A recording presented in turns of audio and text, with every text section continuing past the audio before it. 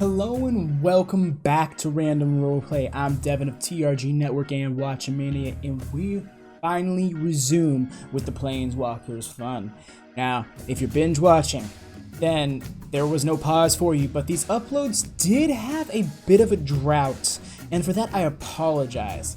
Been a good while since we left off with the boys, and the boys are back in town. Everyone's finally getting back together in this session, which, wait for it, has combat in it. That's right, another drought comes to an end.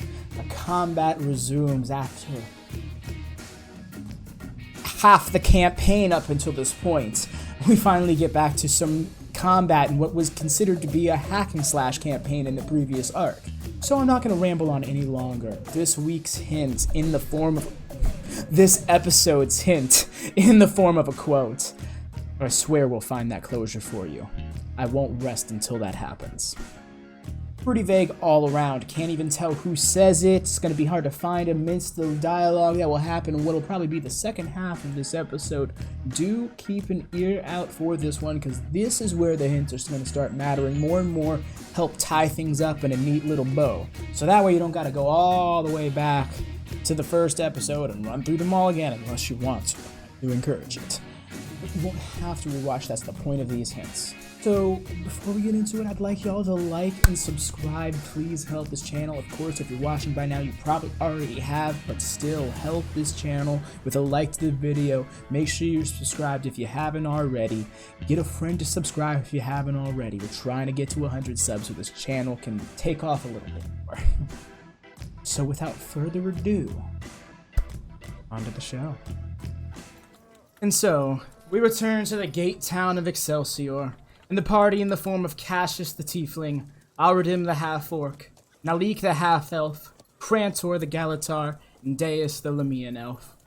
Last we left off, Cassius, Crantor, and Deis were starting to feel the tone shift post-exile, and finally made their way from Hearth's Faith to Excelsior. Scouting out for a tavern of sorts to rest in, they ultimately are guided to the Pilgrim's Rest by some unnerved guards, where Crantor hesitantly signs a contract with Kosel the Damning. Getting a late return message from Therius, he learns that the elders don't want the tribe communicating with people telepathically, as they fear the wrong powers being at play.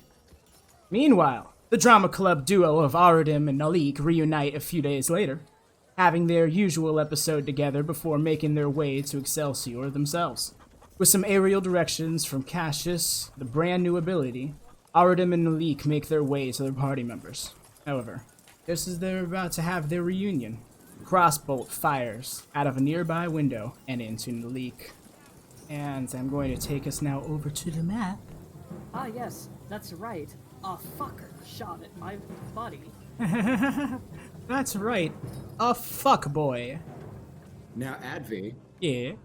I believe that we had to go and do a little bit of math regarding a particular ability that I had misread. Yes. So we shall clarify. Mathematics, fascinating. So, yes, absolutely riveting stuff. This is what we all play D&D for, is the me, math. it is. However, that's not what this is actually for. Because Cassius' ability is actually 10 minutes duration, not 1 minute. And it was, I did the math, approximately 8 minutes on that map you just saw. Would have been the travel time at the rate that Arudim and Naleek would have been traveling towards the speck in the sky that is their friend, Cassius. And so Cassius would have had roughly 2 minutes left on. Oh, so you cast this cube on yourself? It does not remain with you. It says wind whirls around you. It's not specifying that that wind whirling around you is doing anything specific innately. You're right. I was reading something like, I got it confused with Wall of Wind. Sorry. That's okay. You're good. I was looking into it last night because I knew it was going to be heavily in play during this combat. But yes. I thought for sure that it created like a wall that also deafened people around me. I guess I misread. And if I remember right, I had a silver tide up. Yeah, I don't remember that being the case. You did cast it when trying to alert for everybody, but that was also in front of the building. Flavor, you guys have yeah. since moved. Yeah, it was more so flavor, but you guys have also since moved a little bit. But of course, it's an effect that you can just pretty much do innately. So, stress it not, my friend. However, there's a surprise round on the party. And so, we start off... There's a surprise round with the people because they shot at us, surprisingly, right? Yes, yes. They have Aha, caught you all by it makes surprise. sense. However, Crantor's alert feat says, screw that. Waiting for the opportunity. Oh, that's right. Yeah, he can't be surprised. That's right. So immediately over atop you all, and he said, this bandit will stamp atop the roof and will yell out to the crowd, "Stop you all! Can't you see the heretics are right here? And there too!" Now, I'm a lot of things, but I don't think I'm one of that. I Yeah, am like, one. That's Arudim out of thinks game. to himself, have I ever dissed a god? No. Well, that depends on Crantor if you sweats. consider Grandma to be a god. He points in the Zariel direction. is adorably not a god. He points over at Naleek, and he says, "He is the one in disguise." So that's pretty much all he would have been able to do. And it's going to be the next one, which is essentially right above Okiro. This is going to pull out their light crossbow and almost Ha! Got her! and fire vertically downwards. And that's going to be a 13. However, Okiro will deflect it with one of her staffs. That's just for flavor saying it missed. It's going to make sense more on her turn, as everything's kind of happening at the same time. And that's going to be their turn. Moving on to the one that shot Naleek. Now is going to attempt to shoot Arudim. Oh, does a 9 hit? Don't forget, they have disadvantage. I have a displacer cloak, bitch. Ah, that's some salt right there, because that second roll was a nat 20. Wow. Let's just set that dice over there, because that's salt in the highest format. All right. Up to nat 20s, baby. Eat them up. Eat them up. Relax. Those may be Okiro or Naleek's nat 20s. Oh, the one... Just to clarify that this was the one that just shot at Arudim. So now this one has popped up. The one right next to you guys. Yes, but no, now this one is popping up and is going to fire off at Crantor. Oh, good. It's a nat 1. That's so gold. Hell, let's rock. 43. Oh, wow. His shot doesn't even go off. It jams. What? I just want to picture Fucking Crantor, like, senses that he's about to get shot at and hears the click and just glares at the guy and it just jams out of fear. Senses the click, grins. All right, so Cassius, it is your turn. You can't move or take actions. However, to me, that says that you're still able to take a free action, such as drawing a weapon or speaking. You know, such as, "We're under attack," or something along those lines. And no, that doesn't have to be what you say. That's just an example. Yeah. As an aside, Crantor did not instill fear in the bandit. Crantor instilled fear in the bandit's crossbow itself. Basically, yeah. Crossbow was afraid of Crantor. Yes! Crantor is so powerful that he can instill fear in inanimate objects. It gained sentience for 0.5 seconds, enjoyed its existence for another 0.2, then realized how quickly you could take it away. That's a beautiful way to put that. All right. Okay, so with your free... Shit. No. I'm just a crossbow, man. Not today. I should also specify you also cannot take reactions until your turn has passed. Just in case, just for anyone. I mean, it doesn't seem to really be going into play at the moment. I mean, Cass will pull both blades. Alright, yeah, you're pulling out your both blades like, oh, holy shit, what's going on? You probably haven't even seen the other ones yet. You pretty much only saw the one fire at Naleek and then Arudim. Albeit missing Arudim horribly. Alrighty, Crantor, what you doing with this moment? As you realizing now, you heard the click, you heard a tink behind you from Okiro, and you were just kind of turning over to look at it, but you heard the clicking of the light crossbow jamming, growing fearful of even attempting to strike you. And then you realize the motherfucker right above you, who's, well, shouting all that, is aligned with these dudes. Referred to you all as heretics. Well, he won't let that stand. Popping another silver tide. Alrighty then. Let's do it. Yeah, ping me the locations. Let's do it right between me and Okiro. I mean, I can flavor it It's to be a 15 square, I guess. feet. It's 15 feet, right? 20 feet. Is it? Yep, it's right there. I dropped it in chat. Wow, that's Yeah, it's fucking 20. golden. No, it's silver. Haha, you Yes. got him. I can help mark it down. No, I got it already. Okay. Framing it out. Nope. All right. Oh, I didn't do the NPCs' turns. So I suppose I'll do that now, as the lads who were slashing up at each other, looking over at you guys being the heretics, they're probably gonna insight checks. Oh no. I was not ready for this to be bad. The golden dragonborn in front of you all. Who would have thought the Holy Shadow would have been good for something? It's Wow, gotta this be guy's them. salty. Yeah, the guy on top of the roof's like, hey. And You know, God, for I my want to bonus make a action, I'm just gonna Krillin do in Shield of D&D. Faith, by the way. oh, and you're going to oh, you cannot take actions. Check in. Well, no, it was still my turn, and you're like, oh, what's? Oh my God, I keep forgetting. You're not surprised. Yeah, go off, dude. You did the action and everything. Surprise. Crantor always expects the unexpected. Crantor, oh my gosh. So, all right. That's So, his Crantor secret. expects would you like to violence. tell everyone what your current AC is without your shield out? Oh wait, you don't have a shield because you dual wield. You have a double-handed Yes. weapon. Tell them Yes. what your AC is currently. 22. 22. Yeah. 22. At level 13. That's not bad, guys. That's not no. That's really fucking good to bad, achieve guys. without. I'm starting to think we might be outclassed a little bit. You guys might be a little overpowered, just a tad bit, and then you add on your 2 DMPCs right now in Naleek and Okiro. Just fuck everything. Honestly. To be And it's fair. okay. I'm a full We're kind of spellcaster and I'm likable. Damn. What'd you say, Zealous? I'm a full spellcaster and I have an AC of 18. And that's legendary in its own right, because you usually have to be like end game boss mage for that type of shit. Crantor, with your turn, you could also move and speak. Would you like to do either of those things? He would like to. My mouse would click over. Thank you. He'd like to move right here, Thank you. Stepping forward. and you do not want to be part of this right now. And roll an intimidate. I would like to roll an intimidation check on all these fuckers and just glare and make them run Unfortunately, away. that would take an action. Ah, God, can I just do it for corners? Oh well. Oh. I've let that happen too much this campaign, and it's honestly directed a lot of things it shouldn't have. Intimidation is Okay. apparently not supposed to be as easy as it is, or as we've been making it. There's a lot of combat abilities specifically about intimidating creatures or frightening them, and so yeah, it kind of takes away from that to just be able to do it with a skill check. All good. Just wanted to be. No, I feel you. It was more so for flavor and stuff. Yeah. And then on my turn. As you kind of like start to leer over them, and the evening sun kind of shadows your face just right. Well, the evening sky just shadows your face. Evening light, we'll say it like that. And yeah, he'll kind of just. Oh wait, he has to roll the save to see if he can stay in. What is it? What kind of save? Charisma saving throw.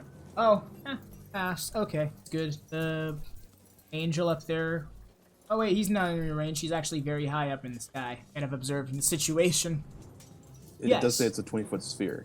If Yes, it's within he that range. is relatively high because Cassius went very high. Just clarifying. Oh, you're good. But yes, it looks like these two individuals have kind of like slowed their fighting down. They look at each other and they're kind of sizing each other up as they look over towards you guys, and then kind of look back in Naleek's direction, and then they kind of like their eyebrows raise at seeing Cassius, and then they look back to each other, which like almost a more affirmative look. I say this all specifically for Crantor because it's right directly in his line of sight. We'll move on now to Okiro's turn. Oh man, this is going to be an experience. Okay, so yes, here on Okiro's turn, that's right, it's surprise rounds anyway, so she's actually just pulling out both of her staffs, and as she's pulling one out, she is deflecting the vertically shot crossbow bolt from the top. And that's when I will ask who's ever typing to please mute. Actually, it's your turn. Are you going to be doing anything with your free action, Arudim? I get a free action. Essentially, you could be drawing a weapon or saying something, but you can't take actions or movements. You'd think the rogue would not be surprised. Right? You even look through your thing. You just were like, oh no, I'm not surprised. And then you look through your sheet. I'm like, wait, what? How am I surprised? How does this make sense? I'm a rogue. I always expect the unexpected. What the flip? He's just tired. He's just really. I mean, To be fair, in like he probably is really tired. from your perspective, you've shifted like planes 3 times in a day. That's true. And he's kind of just sick of it. He's gotta be sick of it. You drifted through the astral sea. That's gotta feel like you're being thrown out in the ocean with like no surface to swim on, and then all of a sudden be thrown back into this holy land, and then be thrown into this very neutralizing land with this very awkwardly holy front on this town. It's gotta Okay, be so. so question. so Free draining. actions. Can I talk? You can as make a reaction? Yes, you can make a brief statement. No discussions or Okay, anything. brief statement, and I can draw a weapon, correct? It can only be one or the other. Yeah, but I'll let you get away with both, just because it's dumb not to. You could talk and draw a weapon at the same time. Yeah, that's true. That's I very true. imagine so. It's not like you're jumping over something and drawing a weapon. Then I would Very probably true. be picky. All right, so Bandit 2 over here, he's the one who shot at me, right? Yes, he's the one who just shot Naleek in his neck trap area. Probably a little lower than his neck. That wasn't too deadly, but it could have been. And then tried firing at you. Didn't get you at all. I pull out the infernal dagger and I look at him and I say, "You are probably the worst bandit I have ever seen, and I have seen horrible bandits." No one talks down about the holy shadow like that. Especially... That is an oxymoron, Jesus Christ. I love the call out That is a shit immediately. name. Just Arudim, just Says the okay, holy man. what god is the equivalent of Jesus? What's the most well-known god? Immediately. Top of your head. Just to fuck with you, I want to say Strand Muso, but I can't think of one right off the top I of my will head. fucking kill you. Okay, so let's just go Zeus. Oh, wow. Zeus would probably be the most overarching known god. That is an oxymoron. Zeus's tits. What the fuck? At least I had some class when I named my clan the Storm's Eye. Alrighty, and so we're gonna go into Naleek, and he's gonna be like, "What the fuck? Hey, Cassius." And turning back to the other guy. And Cassius, from your perspective, you could just see Naleek's face, just the stiffest scowl writhe across his face that you've ever seen. And he just rips, not draws, he rips his claymore out of its shield with both his hands, looking at the window. And it's going to bring us to Deis, if she would like to say anything. Oh yeah, she looks at the bandits. Do you not even know who I am? Oh my god, she's gonna do this everywhere. Like, Do I get no actions or just the free action? yeah, if you're drawing a weapon or something, Yeah, she always has her staff out. Okay, so then. She'll just kind of stare him down like, really? You don't know who the fuck you're dealing with? Alright, then we're gonna come back around to actual combat, and that leads this buddy into making a save. Let's see how he do. Charisma save for these guys. Not one! Fling right across the rooftop out your area. Ain't even happening. Yeet out this bitch. Okay. Can he shoot into it? Oh, he can't shoot things. Lovely. What a fuckboy. Oh, What a captain. He's gonna step on over here. It'll say it's just to be nice to him. He's barely on the board. You know what? Fucking fine. We'll do it like this. Just for everybody's sake. You know, he's not in the border. And he's going... And he's going to toss a dagger upwards, try and land on Crantor at disadvantage, because it's 25 feet range from his angle. And it's going... A 9 to, just land in front of you pathetically, really. It doesn't even stick in the ground cool. It just blanks tank. Aha. Oh man, this is sad. This is gonna be real sad. Okay, so we move... Crantor gives him just the saddest, like, look, like, really? Alright, number Really? one. Really? Like, is this... I was almost kind of looking forward to this. You're not... Another nat 1 for this guy. Fling. Just tumble over on the other side of the thing. He's gonna stand up with half his movement. He's gonna fire. Actually, it would probably be at you this time, Crantor, because Hero would be out of his view. That's 10. First to 9 and 10. Wow, these fuckers... This is so bad. I knew they weren't going to be doing the best, but this is exceptionally bad. This is almost comical. It's. I should point out. Picture Crantor after coming back from Avernus. Oh my gosh, I need just to. like ready to fight, and then everything's just happening around him. He's just standing there like, what? What? Exactly that. For clarity, Like, you because can't do anything? I didn't have the map adjusted properly. I need to get back into the habit of doing that. These were where the bandits were, but on their respective turns, they were repelled, which this bandit then moved over here into these respective positions. I'm doing that for the camera because I did not catch it. My bad. Need to get more caught up on that. But now we move on to the third one, who's long ago is caught up, so they're going to start running, and they're going to try jumping into the pool. And as they jump in, let's see how they do. I'm almost looking forward to that. Because this will be great if they don't pass. Oh, it's their thing. I actually have to open up their character sheet. Good for them. Oh, that's a flat 13. That fails. Jumping in, just hits the sphere, just punk, and just flies back. Just thoughts on the ground. Look at how well they impersonate the holy. What is happening? Yeah, okay, thankfully somebody said it. It was getting to that point where I'm like, is everyone just gonna go along with it? Because, like, no one has context yet. I'm so fucking confused. Right? Crantor just knows, I don't know. I'm intentionally being quiet because Cassius is, quote, surprised. And it's now, Cassius is now, no, wait, hold up, before I do that, the actual NPCs, that's right. And this one steps back, the Golden Dragonborn says, fear not. Doesn't harm you if you are righteous. And he turns back to Crantor. He's like, look. Fuck. Yeah, right? It's just so cheesy. These bitches need to go. These. I'm having so much fun with this. These fuckers. And he's gonna turn back to Crantor. Motherfuckers. He's like, you will pay for wearing my ancestors. Like they are some. Come down here and get some. No, it's this one right here. In America. In America. Yes. This really does sound like fucking America. Like, for God's sake. Hey. Yeah. Stop being right. Stop being right. Crantor, it's your turn, fan. Oh, I'm sorry. No, not Crantor. Cassius. I shall zoom down now to Cassius. Keep an eye on the map. Good at doing that. Are you sufficiently centered on the southern part of the map now? I am indeed. Okay. Anyone watching will kind of see like a small whirl of wind around his feet. And Cassius will raise his packed weapon. The wind will travel up his body and over to his right arm, coalescing around his hand. He'll raise the packed weapon and point it directly at this guy. Not breaking eye contact. Remember that they are still in a window, so they are technically behind half cover. They are inside the building. Can I see a point behind them? Can you see anything behind them? Yes, it seems to be a well-lit... Wait, you would assume to be a dining hall based on the 2 tables you can partially see and the shiny floorboard. But then again, you are also seeing the gold flecks in everything around you, which is being extra glowy because of the evening light. Okay. Cassius will go, let's test these new abilities out, yeah? He'll raise his packed weapon over his left shoulder, single slash, and will... Oh, did not mean to hit that. No worries, you hit the chat bubble to make it happen, and that's also only on the GM screen. You're good. Set it to everyone. Yeah.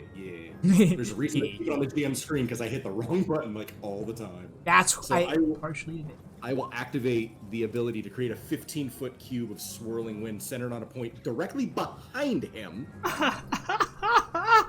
He has to make a DC 18 Constitution saving throw or be pushed out the window. And I am renaming Investiture of Wind to be Winds of the First Layer. I like that. This is an incredible play. And I also want to flavor, for the sake, while they don't burn for like mechanical sake, the winds around you are hot. They feel very ashy. So he must pass a DC 18 con save. That ain't happening. It's a flat 8. It's a flat 8. So just immediately see him in the wind, just sucked and just you hear a bunch of crashing, glass shattering, tables smashing. You see a crack in the wall right next to the window, slightly outwards, but not enough to fully penetrate out the wall. Just enough to imply there is a solid blunt force smack there. The wind is swirling. Go ahead and roll that damage. That is 7 bludgeoning damage, and he is launched out the window 10 feet.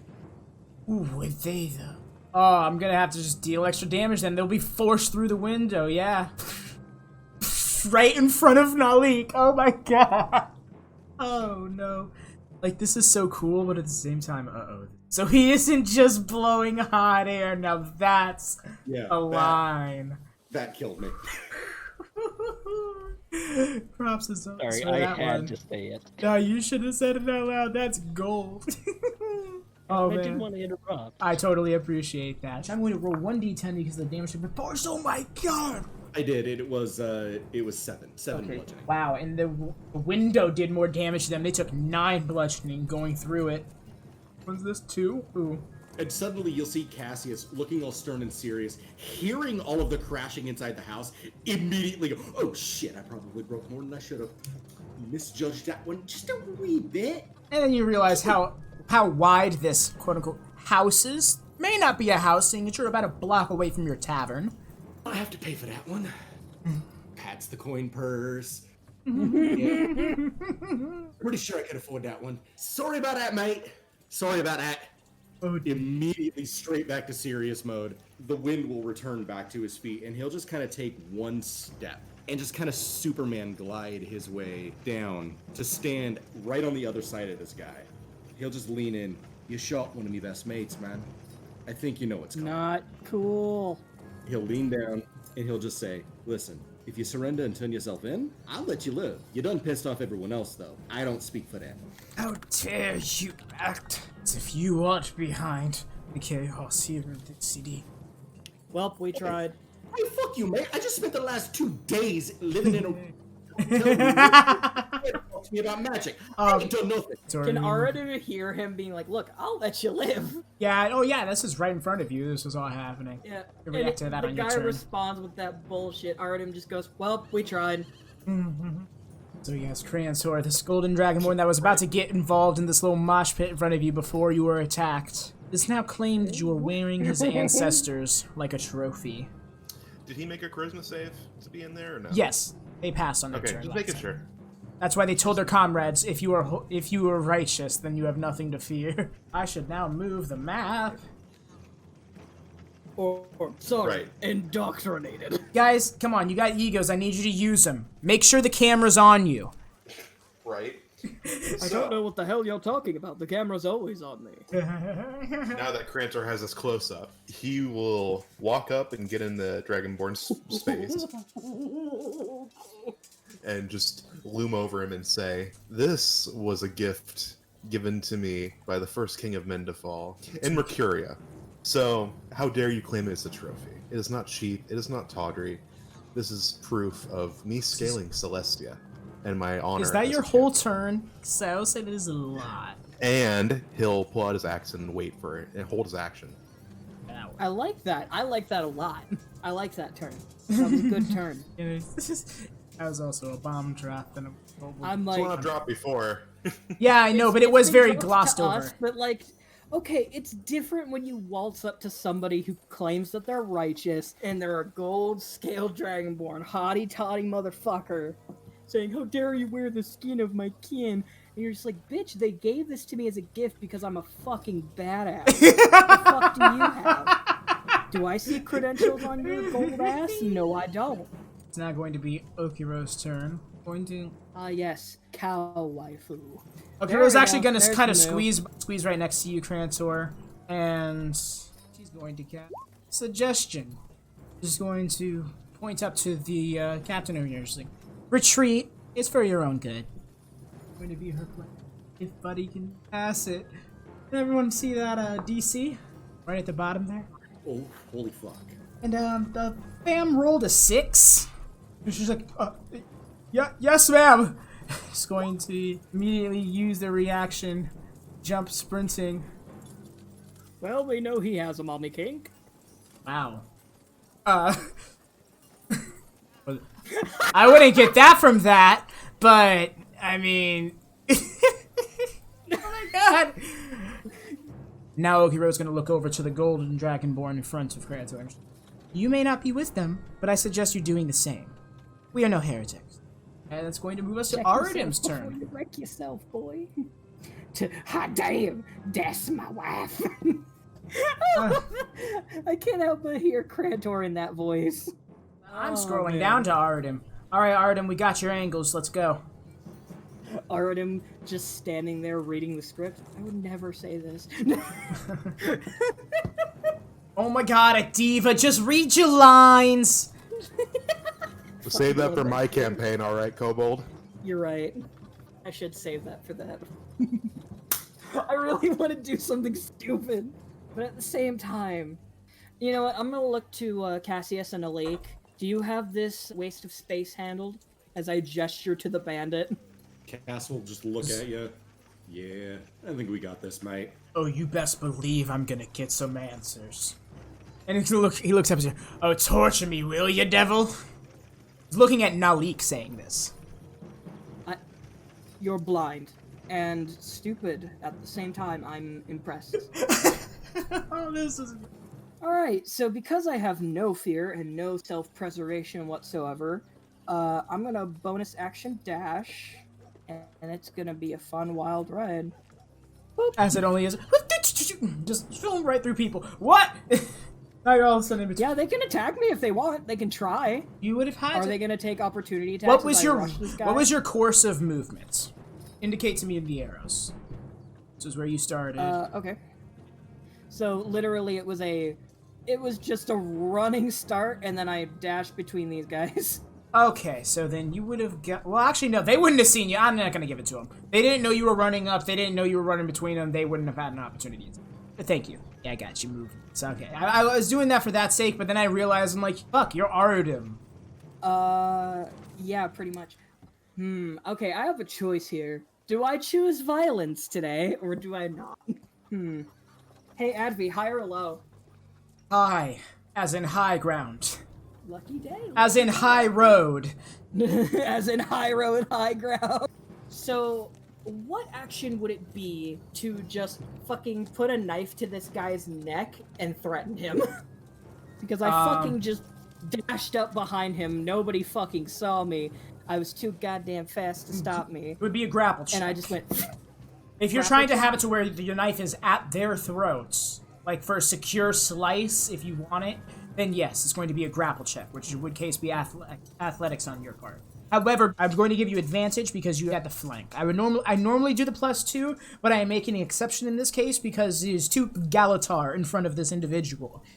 I'm also not attacking him. I am simply threatening him. I am simply threatening him. Okay, so yes, please do roll with advantage an athletics check. So, everybody at home who's watching, for those of you who know how rogues work, rogues are normally not strength builds. I don't have a negative in strength, but it is a 0. So this is a straight d20, baby. 2 straight d20s. Yes. Okay.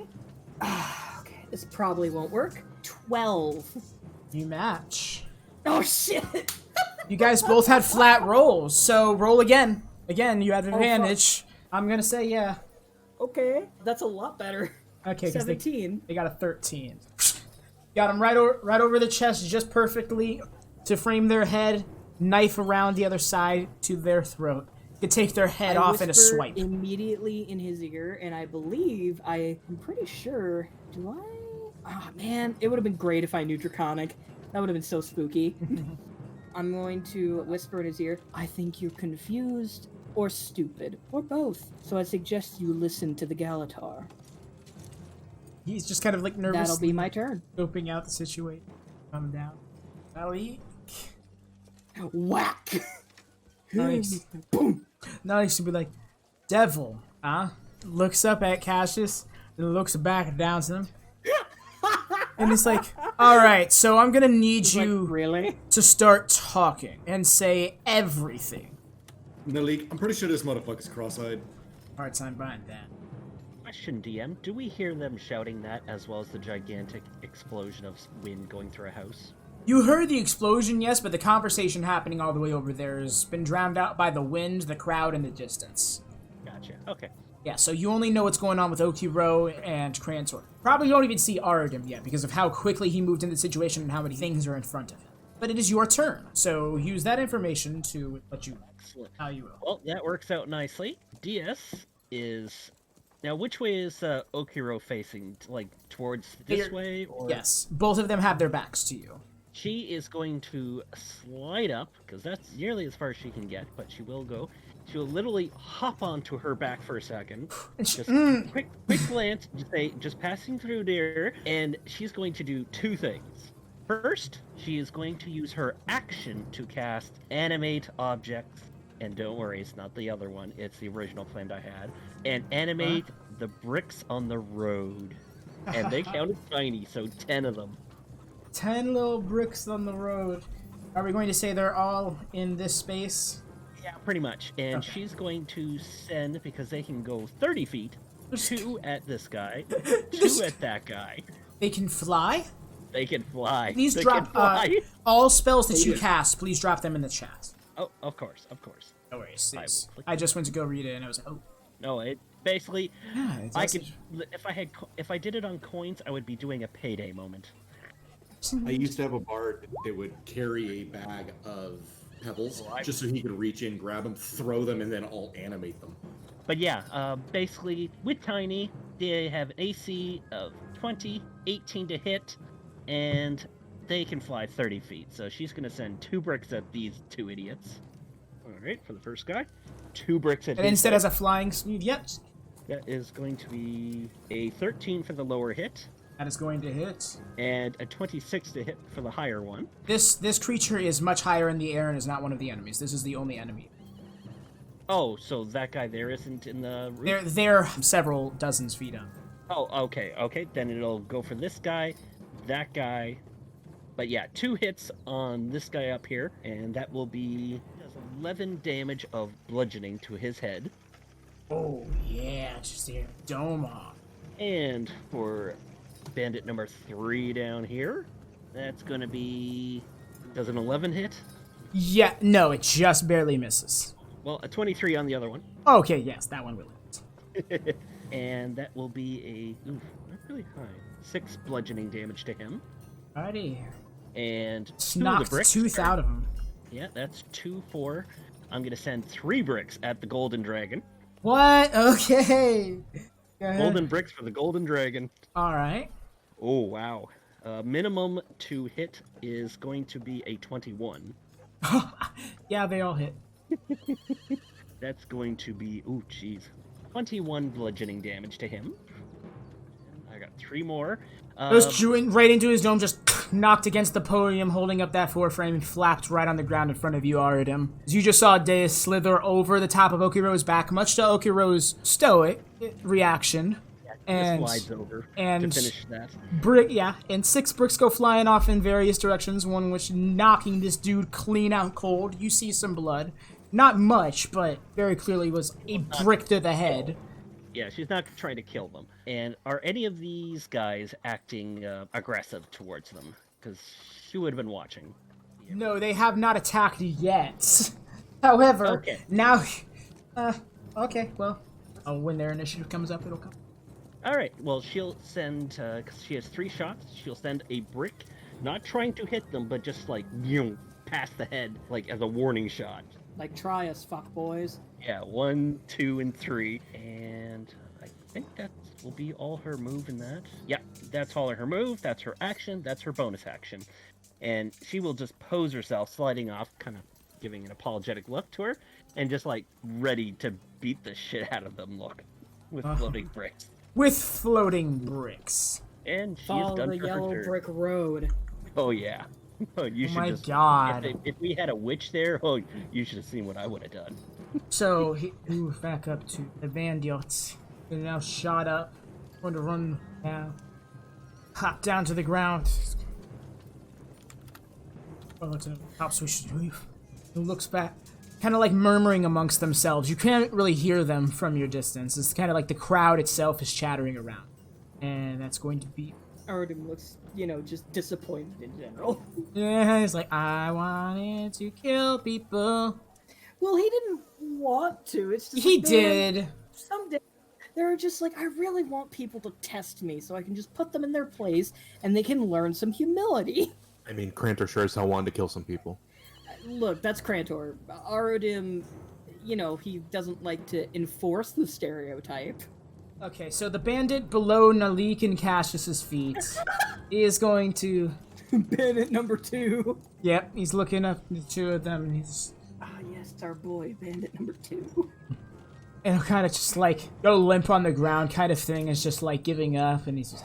We received a tip about the Golden Gallataur being cast away from Celestia. We decided to keep an eye on him, learning there was another Gallataur, Lamia, and a Tiefling. Speaking with the owner of that inn you were in, he learned you were waiting on a few people. And he looks over at Naleek. Decided to scope the scene once seeing you. You very much resembled the disguised devil who wandered into our town. Cassius will he'll flash a glance at Naleek, and would Cassius have a chance to say something? No, I would say not. Okay. He'll flash a glance at him though. Naleek's kind of just relaxed as we move on to number 3, who's going to start scaling the building again once more. Let's see how that goes for him. Falls flat on his ass 2 steps up because he's too scatterbrained, and he's gonna be like, forget about it, just forget about it. If they're really good, they'll leave him be. And you see him start running down the road and out of sight. That's going to move us to Cassius's turn. In fact, combat is now over. I have just realized. No. I do apologize, because this was more so as wet your feet kind of situation was what it was going for. Hey, we were effective. Yeah, I will say this, you guys did wreck shit a little bit better than I thought. Granted, they had some bad rolls too, but still, you guys just fucking took command of the situation so quickly. I mean, that's kind of what we do. And you do it very well. As these 2 individuals are kind of just step into each other. We have every reason to believe that you all are the reason for the descent here in Excelsior. Oh, I have not been making him walk up. I knew that this is what always happens when we have too much tokens. This individual walking up to the frame of your Silver Tide is going to call out today. Paladins of Excelsior, stand down, for these creatures are here to visit Paladin Lord Winriel Tungart. You see this individual draped, a tall, skinny individual who is draped in green and black armor adorned with gold studs lining the rims, which very much shine in the evening lighting. They have a sleek black cape, which on the outside is green, you can tell by the flowing of the wind. And Cassius, Naleek, you'll see this individual stand. He's like, have you all gotten it out of your system? See a short, stocky human. Cassius will grab this bandit by He's the laying. scruff of his shirt. He's laying out on the ground. Well, Cassius will reach down and grab him by the scruff of his shirt. Pull him up to his... Naleek will also give you a grab and lay. In a single yank, you both pull them right onto their feet. The one you need to be asking, mate, is this guy. We was just here to reunite with our friends. He's the one who started it. Let him go. and I finished it. These are the Holy Shadow. Just to put it in a nutshell, he's in a... Yeah, everyone can act in real time now. Like, I assume you guys are there. Whoa, I got moved. Oh, jeez. oh, I might have done that by Right now. mistake. I might have accidentally clicked you. I was clicking back over to my DM screen, zone ad bit. But yeah, everyone can move in real time. Arudim, that... Yeah. You kind of, like, hear the chatter going on behind you with Cassius and Naleek. Why is Naleek all What the way are over? these 2 guys doing? You moved both of us. Oh, I But- did. I see. They're kind of just like stepping back as that knight steps, and the knight kind of gestures to you, Crantor, like, will you let me in, kind of thing. Yeah, he'll drop the Silver Tide. Okay. Cass will look at this human that just told him to let the guy go. And who are you to be telling me what to do? This man assaulted my friend. I service one of the 12 Paladin Lords of Excelsior. In other words, help keep the balance. And balance in a gate town is paramount. So you're a keeper of the law, then? A lot of people in this city are keepers of the law. It is, in a way, self-governed. There are higher powers, the Paladin Lords being them, but yes, I reinforce our Paladin Lord's will. Sometimes that clashes with others. Most of the time it does not. Lately, however, definitely has. Let me reiterate the question. Are you a keeper of the peace, then? Define peace. I've seen the peace that your paladins seem to keep with one another. That is a much... That's not peace. That's not peace at all. Trust me. Cass will turn and he'll look at this guy, not releasing him. The Lord herself will explain it to you, but a holy shadow is necessary to help keep the balance, so that way Excelsior does not fall into Celestia. Cassius will look back at this guy, still holding him by the scruff of the neck.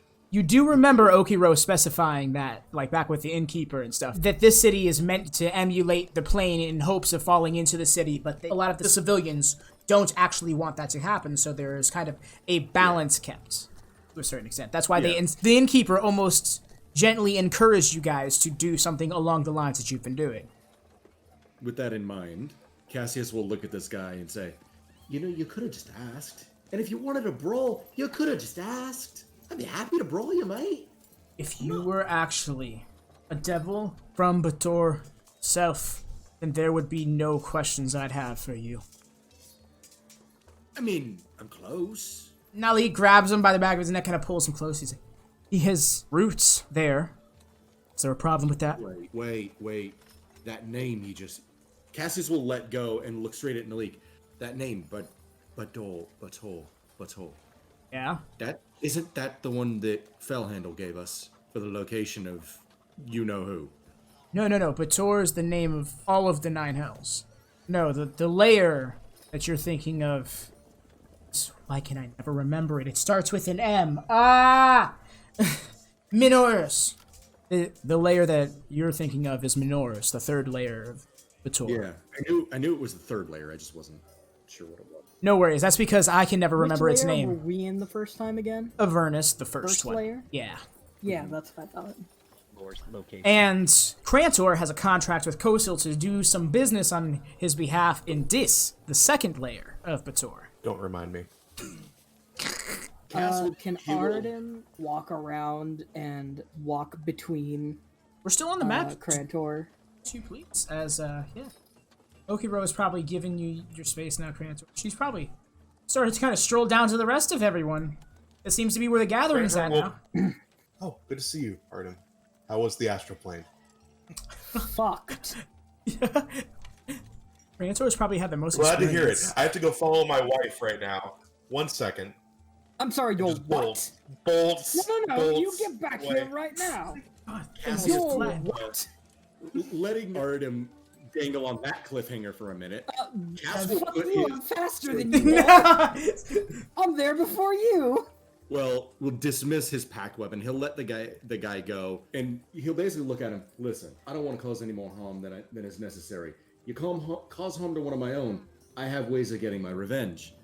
And he lets the guy go, but immediately will walk straight up to Naleek and just grab him and pull him into a hug. You'll be hugging Naleek, and Naleek was kind of like turned away watching the guy, but as soon as he feels you, like, he just instant eye contact breaks, comes in full hug, like, for a good moment, and then, like, 2-frame breaks it back to staring motherfuckerly.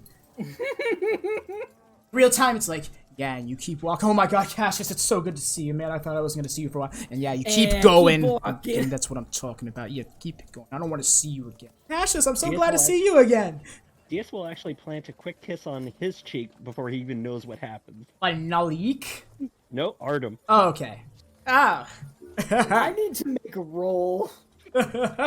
Are you about to make me have Zelos roll for a kiss? Zelos, buddy. Zelos, roll a kiss check. So do I roll my bite? No, this is gonna be charisma with proficiency. Oh.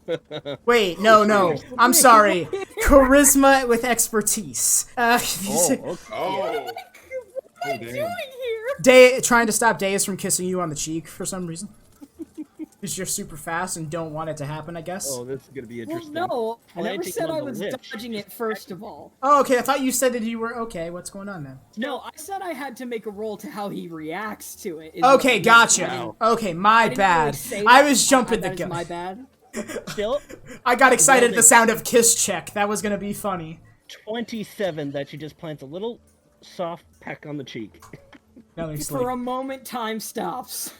no, I imagine just the slowest from behind Cassius is the sleekest grin from Naleek. And Naleek's like, oh, look at that. Got a couple. What? Other Arudim, way. like, his facial expression hasn't changed. It's like, literally time froze. And I'd he like to just, imagine the only change is his pupils dilate ever so slightly. like, he was mid-step. His God foot damn it, is Astro. still, like, and then there's just this look of confusion. Pure confusion. Like that look of, me no read, what say? And she will take her 2 fingers, press them to her lips, then press it to Naleek's. And just, like, same casual, like, just indirect kiss. And Crantor's she'll slightly turn quicker than to... that. She'll then turn to Okio. Or Ukrio. I can't say it right. Okiro. Okiro. Thank you. Okiro. Yeah, the Okay, H is okay. silent. H is I'll get it. The I'll H get it. throws everything off. I can't tell you how hard it was for me to remember the placement of that H. I'm like, I know that it's in here somewhere. Is it at the beginning? No. Is it before the Y? No. Is it after the? Okay, it's after the Y. It's Hokiro. Yeah, she will turn I'm to gonna smack her- you. Stop it. Apologies for the quick jump, but we should probably speak with that paladin. This place is wearing on my nerves, even.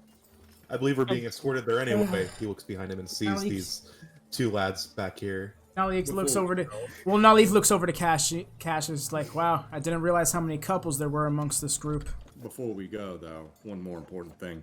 Turns right around, looks straight at Arudim, sees he's just visibly just petrified. Walks up to him as well. He's not petrified. Petrified implies fear. He is currently... There's a tree right here, according to the map. He is taking his dagger and drawing out a plan here of, like, him trying to make sense of how that made any logical sense for her to do. Cass will just tap you on the shoulder real quick. He just looks to you, and there's this look of pure, what the fuck is happening? As he gestures back to the tree. Mate, I just spent 2 days listening to her rant about magic. I have no idea. 2 days? How long has it been for you? It's been about 3 or 4 days, somewhere in there. I was gone for like 2 fucking hours. What the fuck? It took us how long to get to Avernus? A few minutes? Maybe? But it was actually close to 4 months, apparently? I hate this. I hate all of this. But more importantly, mate, Cass will reach out and give you a hug. You had me worried, mate. If you think a bag of devouring could kill me, then I'm quite disappointed that I haven't proven myself yet. And he hugs you back. No, it wasn't just that. The idea that you was lost in the astral plane. Oh, I can assure you it was not fun. As he gestures to some dried blood on his ears. What the hell? I ran into something called a psychic storm or something. 1,000-yard stare. Oh god, I hope I never run into one of those. I'll be fucked. Trust me, it wasn't fun. By the way, apparently I can fly now. You can fly. What, do you sprout wings out of your back? Not necessarily. You see the wind here, yeah? That's how you do it? He goes about 10 feet up in the air, and then glides back down. Impressive. Flashy, just like the rest of you. I mean, if I'm gonna do something, you gotta make a statement. As it is often the case with you. Not that I mind. I was about to say, would you have me any other way? Not likely. But I am glad you're back. If anything, I realized just how much you're needed around here. Needed. Speaking of that, I'm probably going to need Naleek's help. Who doesn't? I need to make sure that my tribe is taken care of still. I declined Mr. Cheshire Cat's offer, and he made quite clear threats. We need to talk about that, mate. He made another one after you had gone missing, which kind of led... threat? In a way. I'll let Crantor tell you about that one, but it definitely informed our decision there in Celestia. Naleek had just made his remark about there being a lot of couples in the group all of a sudden, and then Cassius had Speaking of couples, made his way over to Arudim. Yeah, Arudim was just, I will say, Arudim was just racing over, trying to cut off Crantor about his whole wife thing. Yeah, as he walks up and here's Naleek. Speaking of couples, hello Naleek, and this is my fiance Okiro, my betrothed. She's a wonderful darling. She really is. Okiro, you haven't met Arudim and Naleek yet. Can Arudim just fucking stand on one of their shoulders, like literally anybody's, and just go, yeah, what the fuck's about that, Crantor? What? I was so random. Just imagine him 1 foot standing on his shoulder. Like not even properly standing on it, just like bad CGI clipping. It's just the model on top of a model. No, he just stands on Naleek's head with one hand. Yeah, what the fuck? Shrugging with the other. Yeah, what the fuck? Yeah, what the fuck? No. That's too... No, he'll just poke behind somebody. Like, he'll just poke his head out. Yeah, Crantor, the fuck's with that? Well, if you must know, we were estranged, and then I was exiled from my tribe. We haven't seen each other in quite a long time. And she found us in Celestia right before we left. Yeah, speaking of Celestia, we were kind of there for months, and you never once mentioned a fiance? We were in Avernus together, and yeah, but that was like... Naleek cuts you. Naleek cuts you. I was like, no, that's like 4 days. For months in Celestia, not under the tension of constant threats. That depends on your perspective there, mate, because it was only a few days for us. It was a few months for everyone else. No, was- he's referring to before No. we went Yeah. down to Avernus. Yeah. It No, wasn't. no, It wasn't like it was a dilated time. 2 months passed before you arrived in Avernus, and then you spent 4 days there, and then came back. It's been real time since. I know, Cassius is being a shit. Oh, Gotcha. dang it! Arudim You're just really looks good at that. to- You legit convinced me. Cassius is being Cassius. Cassius is too damn good. He convinces Right? God. Like, But- Crantor, I thought Yes. the wombo combos we had were special. I'm just kidding. And they were. I wish They you just. still are. I wish you stuck to it a little bit more. That would have been so gold. Oh my god. No, you're good. It's fucking great. Arudim just goes to Crantor like, why did you fail to mention such a beautiful bride for you? Yeah, I She didn't. seems capable, intelligent, strong. So does that explain why she wasn't there when I met the tribe?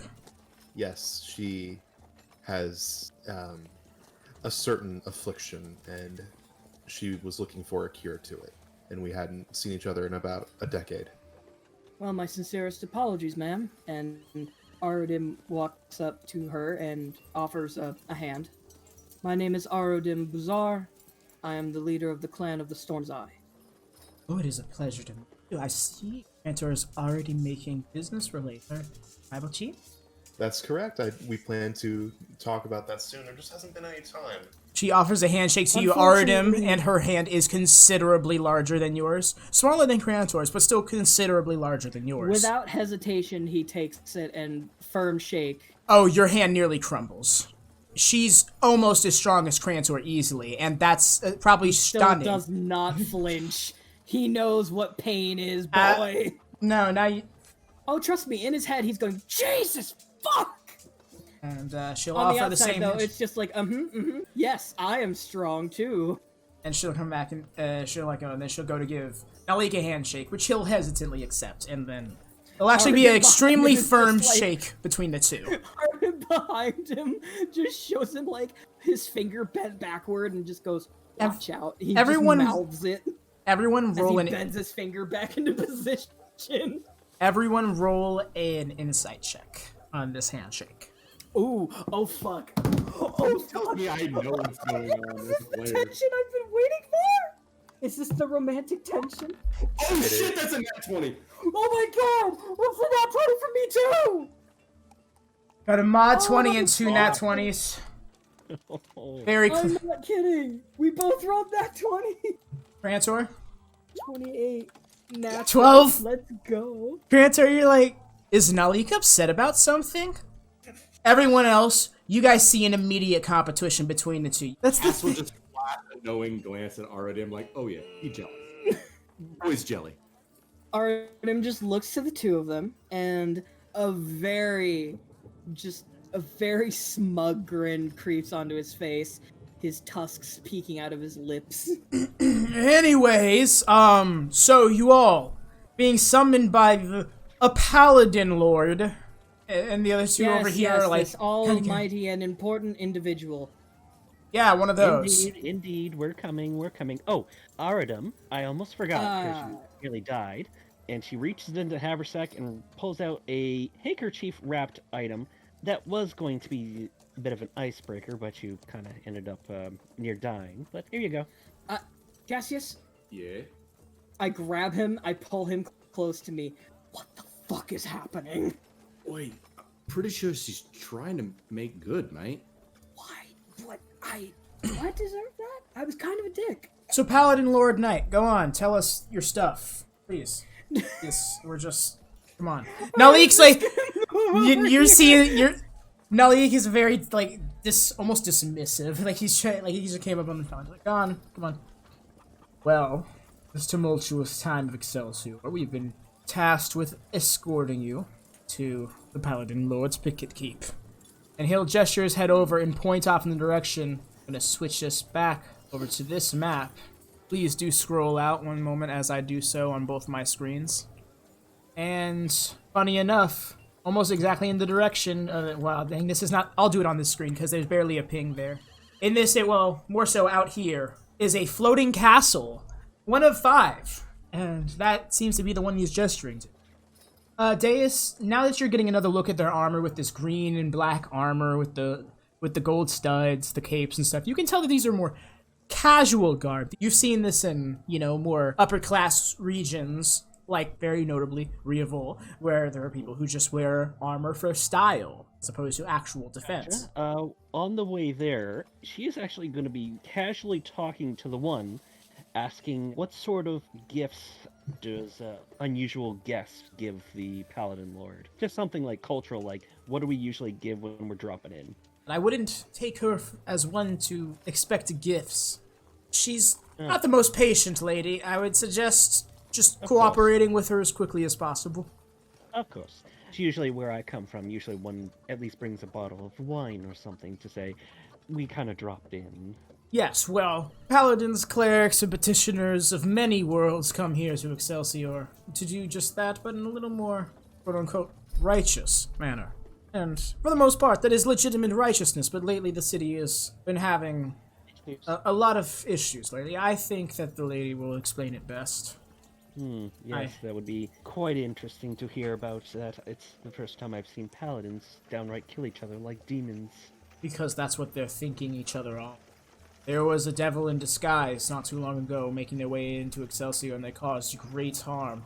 Excelsior's balance was leaning very much into good. People were expecting any day to fall into Celestia until it happened. This is And very concerning. yes, and they were elf dressed in wooden armor until it was found out they were disguise. He looks over to Naleek. Yeah, Naleek gets very scowly at that. Well, we shall definitely have to talk with this paladin, and it may actually concern some visions I've been receiving from Ione. Thank you. Thank you for the information. You have Does been receiving any of your- visions from Ione?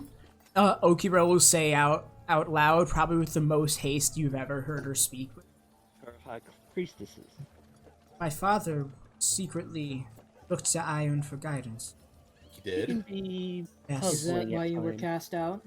No, I was not cast out forcibly. I left That of was my me. own volition. Yes, that was him. I wanted to keep my curse and the side effects from my people, especially should the wrong members of our tribe find out. When we get a moment, I would definitely like to share with you, Okiro, what visions I've had. Perhaps they will make more sense with a second opinion. It would be interesting, and I have some comrades of my own. I would be very intrigued by such knowledge. So, there is something else I would need to tell you about a particular stone that I encountered while we were on Celestia before. Was it a Things. stone of Ione? It was. No more She goes shuffling into her pocket, and then not into her pocket, into her bag. Going to He will grab her arm and just, not here. Not so many eyes, please. very well. Thank you. What's your judgment in the situation? There are... Arudim will look to Crantor. She's quite educated. Oh, Oh, yeah, yes. she's so much smarter than me in every way. Very. Al- Oh, not almost that as part. strong. Just she's incredible. When And is she the seemed wedding? quite outgoing in comparison. You were very quiet when we first met you. Yes, I am slow to trust new people. That's To be fair. fair, I didn't give him a whole lot of chance to talk. Yeah. That's fair. Made it as easier well. though. You are a bit of a blabbermouth. Well, somebody has to be. Cass will say with a big old grin. You know, You're fair an enough. absolute darling with conversation. Thinking of the 3 days he spent yapping about magic. As soon as Crantor can get a sec, he will just go over to Naleek and just put a hand on his shoulder, and it's good that you're back. I missed you, my friend. The feeling is mutual. So good give to him a see little hug. He'll give him a big hug, actually. A big hug, actually. Yeah, he'll return that hug. And go ahead and roll that insight if you want, Arno. I'm doing it just for shits and giggles. 18 though. Yeah, you get a vibe.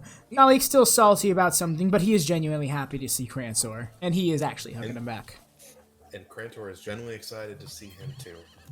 You know, if we are to establish a route between our tribes, Naleek, would you care for a position in my tribe? And he kind of just like stops, just like and just stops walking. What? Naleek, not only have you proven yourself But, well, you seem like you would be bored out of your mind not doing anything interesting. What would you do without us? I mean, like, there's just this clear, like, I'm joking, but at the same time, I'm not. My people could definitely benefit from having someone like you around. You see a dark look go over Crantor's face, but he won't say anything. And the same could be said for Crantor's people. If our clans are truly to be in contact with each other as often, you could travel between our two areas rather quickly, and you could, perhaps teach some of the soothsayers how you heal in more druidic ways. There are plenty in my clan, especially the younger ones, who are interested in preserving the orcish natures and the forests that we call home. And we would be happy to share our rather vast druidic nonsense as well. And that would be very appreciative. I'm sure the Gallataur need no teachings in. We are always willing to share. Look, I really appreciate it, guys. And if this offer remains in due time, I'll probably accept one or both. But remain open for as long as you wish to think on it. I'm not going to be a dick like the backhanded cat. The happiest I've honestly been is in the last few months that I've kind of just been in control of my own direction. It's funny you say that. I was a knight turning my wheels before I met Crantor with the whole situation. And so I've really come to enjoy that I'm just able to make these decisions, like going to Celestia, like coming here to the Outland, like going to Sigil. So I honestly, if I'm just gonna be upfront with you guys, it's no secret by now. I really wanna get some closure on whatever happened with Carrick, and so I can find out whatever he's dead in a ditch somewhere. He ran off some underground bandits or fell into the Feywilds. Whatever. I just want to know what happens. Crantor will put a hand on his shoulder and say, I swear we will find that closure for you. I won't rest until it happens. All-knowing, baby. One of the reasons we're even here is to probably help you find some of that closure. Yeah, and I still can't believe... If it turns out to be a dud, I can guarantee the Storm's Eye will keep an eye out for you. Thank you, but that really puts into perspective. That really puts in perspective what you told me back on the docks in Heart's Faith. Are you sure? Are you okay with just going off to Sigil while you have that whole thing with you know who going on? You could probably get a direct route from Sigil afterwards. Oh dear, are you also involved in the situation Crantor is involved in? Says Okiro. Okiro speaking to you, Arudim. Arudim looks to her, and there's just this look of kind of a vague disappointment. No, I'm not. I don't make deals with cocky, arrogant devils or terrorists. Crantor will be ashamed. Cass looks at you with this playful hurt expression. What? I thought we got along great, mate. You're like 30% devil. Are you trying to hide that shame or / disappointment, Crantor? He's not. He's Okay. very evidently ashamed. Crantor, what's going on? Naleek says all of a sudden he's just gonna... Well, perhaps it's better if you just read it, and he'll just show him the contract. You kind of pull it out, and he just kind of stops glaring at it. Is that... Fuck. Caliber face. Oh my gosh. And he'll let Arudim read it too if he isn't too busy berating. Arudim, Cassius. you can see a very familiar rotten paper that Crantor just passed over to Naleek with shame in his face, and unfurls it as he's reading it. Arudim refuses to even glance at it. Like, he sees it and just keeps moving. Like, there's disappointment, but you can tell that there is, like, an underlying anger. Like, a rage is building inside of him. Arudim, Naleek, you can think what you will now. But the fact of the matter is, we are in this together. Why are you casting Toll of the Dead? Hitting the wrong button. And she goes, and now I have taken them down, Master Kosel. Well, I wouldn't be using that to do it. Honestly, if that was a play right now, I think that would be masterful. Okay, That would what be is going amazing. on with this thing? But I want to clarify for you guys, as you guys are strolling, because you guys did stop but eventually start picking up the pace again as the knights are kind of like, come on. You see Oh the... no, Arudim hasn't. I want to make clear the minute they said she doesn't like to wait, he's like, bitch, I'm a half-orc. I am not getting it in with a foot in the grave to this chick. I'm gonna try to be punctual. The mention So you're kind of like, come on guys, come on, let's go, let's go. Arudim 5 blocks ahead of them. Why are you guys so slow? But the point that I'm trying to... arm in arm with a paladin. The point that I'm trying to... they would not want that. They'll kind of like, professional. She will not. She will go arm in arm with both if she needs to. Oh my god, you'll have the one and he keeps on kind of squirming and the other two will eventually just be like, just let it be, she's not doing anything. So they let it be.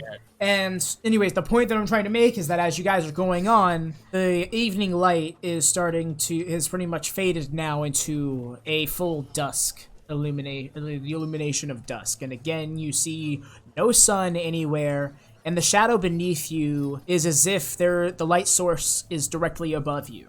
But it is still illuminated like dusk, as if there was a sun right on the skyline. That's odd. Yeah, after a few minutes, it'll fall to that silence. You guys are cutting through the crowd, and Naleek will kind of just be like examining the skies. He's like, this is so unnatural. I don't like this plane specifically. Like, oh my god. There are stranger ones. Regarding the whole... what's the terrain in this area like? This area of the plane that the city's around. Wonder. You'll see it soon enough, kid. We have to go to the edge of the city. Oh. And you guys notice? You're getting some passing glances, the occasional one being ugly, but because of your escort, you won't be approached or harassed. Arudim pays them no mind unless they give him a look. He will just glare at them back like, what, you want to fucking go? You'll eventually along this trail, you'll come across a point where you see a Deva standing, not flowing, standing between two paladins, politely berating them. They have their weapons drawn. The Deva is kind of like a semi-angel. No, what is so it's a fucking angel? Yeah. There's a few angels in the area you've probably seen by now. Yeah, you just see this Deva kind of just like, you should not be fighting each other just because you may suspect heresy of one another, please. And I'm sorry. When I hear the word heresy, all I can... Yeah, I know. It just eventually suspect one another of heresy. But yes, funny enough, you guys are actually led back in through the docks area that you guys all arrived in at one point, and over the little bridge that went across the stream. And at this point, you guys are able to see the outside of the city. By the time you are actually seeing what looks like initially, a grassy field of the outlands, leading out to what looks like a desert, actually spanning. And on the skyline of that desert, strangely enough, are some northern-looking mountains, snow-top and all. Ever so thin line cutting up into the sky behind the peaks of the mountain. And again, you can now occasional clouds and even what looks like a distant storm, because this field is so wide and barren, despite you seeing several different forms of terrain. Again, as I said before, almost as what it looks like generated in a Minecraft map, as of how rapidly it changes. The mountains kind of remind me of home. And slowly, as you're standing there at the edge of the grass, I suppose, at the edge of the town, but getting lost on the horizon up there, and you'll notice a giant floating platform. Like you can see the underneath of it, which looks like shards of earth, like sticking out, stalactites, if you will. But atop it is a very polished castle, and it's ever so slowly orbiting the town of Excelsior. That's where we all have to go. Tell me, any of you guys got problems with teleportation? Well, it hasn't caused me to hurl my lunch yet. I've gone between planes. Good. Everyone join hands. As you see, two of the knights are drawing up a teleportation circle. See, I'm surprised you don't have something like this engraved. You know what? In hindsight, I take that back. If you had it engraved, it would make it all too easy to get in. Indeed. Craft park. Deis will slide her end of her tail just onto Cassius' arm, so basically she has her hands free. Does this count? Just count. should. Sure. Why not? Everyone eventually link hands, and you will teleport, and almost in an instant, this grassy field with this featureless, almost not featureless, but this moonless dusk sky transforms in an instant into a very polished marble. What's the word I'm looking for? Big room, lots of pillars, statues. A great hall. Great hall, yes. As you guys appear at a great hall with a permanent teleportation circle drawn in light blue chalk on the ground. Does not seem to smear whatsoever. For flavor, I want Crantor to be in between Naleek and Okiro. In between both their hands. Well, let's not keep the lady waiting. Arudim, wordless, just moves forward. Never did like being inside of places like this. It feels so out of place. You guys get used to it. You guys have a very wondrous view of the terrain outside of the window in front of you. However, this terrain is very different. You instead see spotty forests amongst a rocky wasteland and a snowy fields almost lining the right side of your view. I'd be much more happy out there somewhere. I'd well. be inclined to disagree. That's so jarring. Do you not see that this wasteland... What? Naleek's kind of like strolling over to these large, almost 20 feet tall windows framing the side of this great hall. It's probably in between two slightly curving staircases that lead up to the balconies. Elf, get your friend, guys. Elf, come on. The last thing... Keeps moving. The Paladin Lord is a dwarf. The last thing she's gonna want to know is she was held up by an elf. Oh, it's alright. He's a bit... Is she really that stereotypical? I almost don't want to meet her now. No, I just figured that your primes get worked up about that, right? They're not too bad once you get them drunk. Naleek kind of stops flat at the stairs. Hold on, you just call us primes? Did anyone else feel insulted by that? I have no idea. With the way that he said it, he had an air of superiority about it, so yes. Yes, it felt condescending. Yeah. Very condescending. Even a bit patronizing, maybe. It's very Am I the only one who's thoroughly confused by this? I mean, we all kind of are. We're just going with it mostly. Done that. Just a bunch of Burks. Come on. The fuck does Burks? that mean? What? That's a new one. You high-class city folk, you're all the same. What if we were in a bag? Would we be Birkin bags? You guys are led up these very polished staircase. You guys see that there are many different individuals in much more casual but holy-looking garbs that are kind of keeping the place cleaned, polished, and decored. They all look very pleased with themselves and such. They don't seem to be disturbed at all by what their job is. We'll point out a spot they missed. Oh, why, thank you much, dearie. You all are led up the stairs and down the balcony until eventually you'll come across an open corridor. Leading down this corridor will be a single staircase that thins out as it reaches the top. It's just wide enough to allow Crantor and Okiro in. Not quite comfortably, but not so much that you're testing the interior of this building. Like that one fucking bar in the first game. Literally, the very first tavern you tried squeezing into the door and just cracked the frame. The door fell right off. That was so great. That was Naleek's first impression. Naleek was one of the knights standing guard at the back door.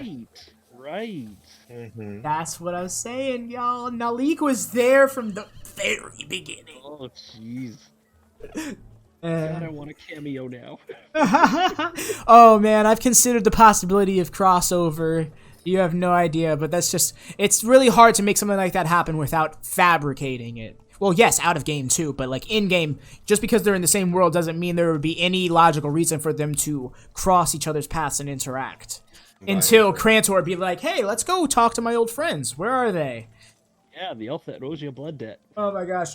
Alright, so one rule about the all-knowing, Crantor can't ask what's up with his former party members because they'll be like 6 months in the future and I can't determine what's going on with that campaign like that. I'd never planned on that.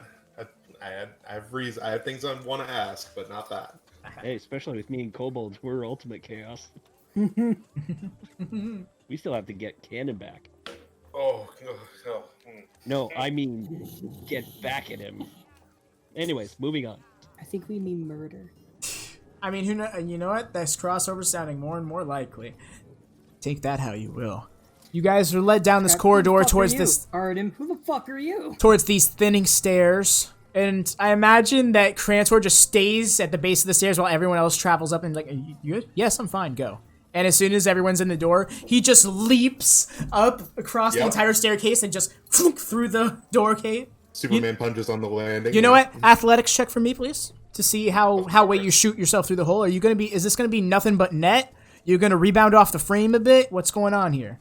Well, I have a +10 to athletics, so I'm doubting it'll fail. But, Rolls you know, a 2. less words and all. Rolls a 12. Okay, so yeah, if that 22, you just right through the door, under this door entrance. And funny enough, it's just like, I believe the term is parlor. It's kind of like almost a waiting room of sorts, as there is a, not giant, a moderately sized double door. It's very wide, but it is relatively short. It's only about 6 feet high. And the door is open, and out comes an extremely stout dwarf. She is auburn-haired with gray going through it. She has deep brown eyes, almost looks black and beady. Has very rugged features. I would say middle-aged would be the best way you could describe her. And she is wearing golden, green, white, and silver armor. Actually, it's vaguely similar to Okiro's garb in terms of the white with green accents. It's a similar green, too.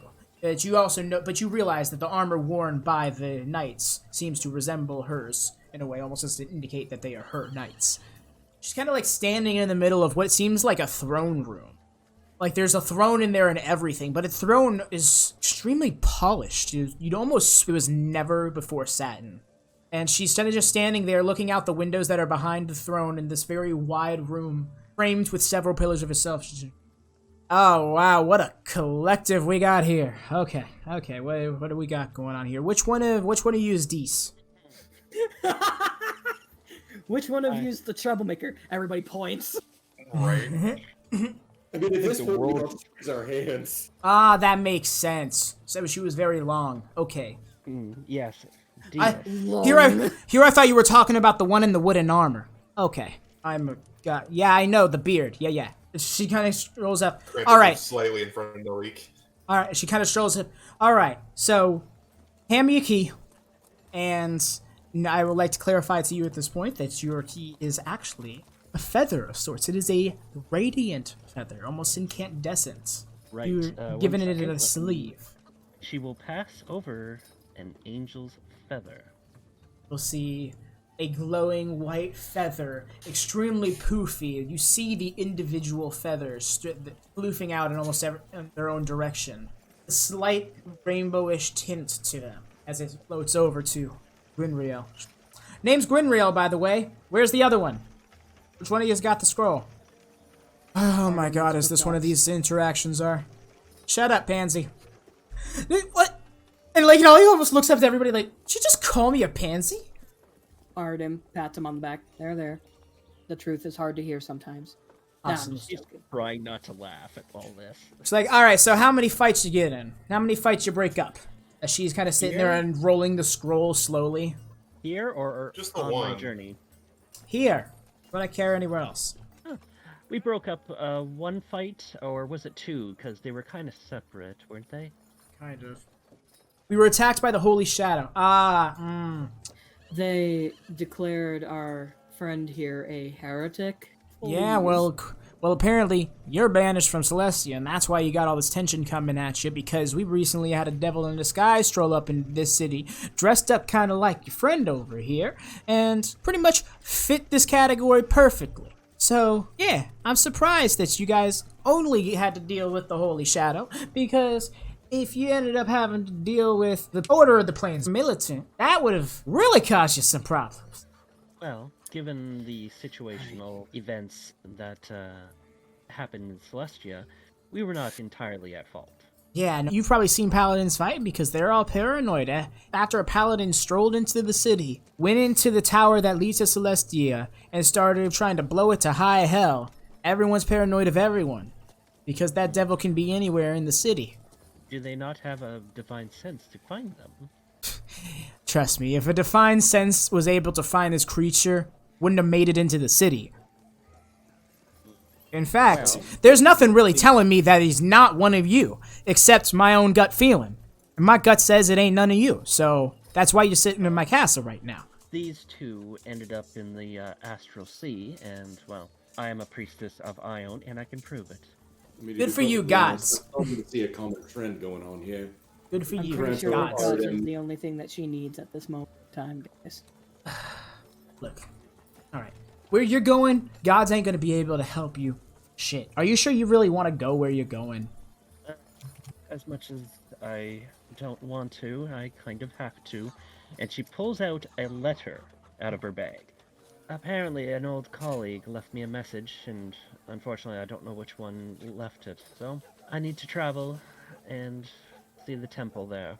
Well, to be honest, I didn't need both of you guys' keys because I didn't expect both of y'all to be showing up at the same time, but saving me resources. 2 birds, 1 stone, right? Easily enough. And she will look towards Crantor, like, should you tell her about the other letter we received? Crantor will just shake But his she head. No. And she'll then just admire her nails. At least, like, look, okay, I'm not trying to waste your time or anything, but quite frankly, I would like to know why I was almost shot in the neck. You can't really be telling me that it's just as simple as everyone thought I was some sort of devil. Are you really telling me that's all it takes for this paragon of pretentiousness in this form of this city isn't able to tell a devil from a I paladin? really want to know why you were shot in the neck? Because I'm starting to see a common trend here. I don't know why anyone else ain't noticed it. I mean, the two of you been lost in the Astral Sea for God knows how long, so it makes sense. But, Crantor, you've been here the whole time. I want you to follow me on this logic, yeah? Oh, let's do Ever this. since- Absolutely. So, first was the bag of devouring, right? Mm-hmm. Now, we had been told that all these guys in Celestia, they didn't have any situations like this before. This was a fluke. But we saw you and I coming out of that shop, a robed figure that left that letter for you.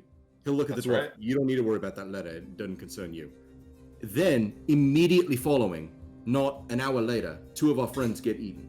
And not a single paladin in that street knew that he was even there. Then, a few days later, somebody looking an awful lot like Naleek comes strolling through the city of Excelsior here, causing all sorts of trouble. Some sort of demon or devil of some kind, some fiend of some kind. Now, I'm starting to wonder if our backwards hand kitty cat friend here is behind all this. That bag, that Jortix was innocent the whole time. I'm starting to suspect that maybe that bag was swapped out. It was planted there just so that we would get it. Wait, I mean, that almost makes perfect sense, except for he would have to know that Jortix was going to decide to give us that bag of holding because he forgot to give us a discount. That was an impulse decision on Jortix's part. Unless he was compelled to by some sort of magic. I can tell you right now that Coastal has a very powerful form of suggestion. He used it on me. I know he's capable of it, and he can easily use a familiar to cast a spell at touch. I know, I've studied that spell for days. No, he's just like, oh my god. He's putting his hands on the side of his head like, what are we dealing with this guy? Makes sense. Which is why I choose deal with him. He wins if I sign the contract. He still threatens me either way. And on that Crantor, note, let me see your Arudim, contract again. And on that note, Arudim, I I'll want hand to it be over. explicitly clear.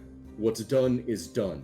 Hold up, says the paladin Lord Gwynriel. As their knights are just kind of like, within a little unnerved. Is that a goddamn devil's contract?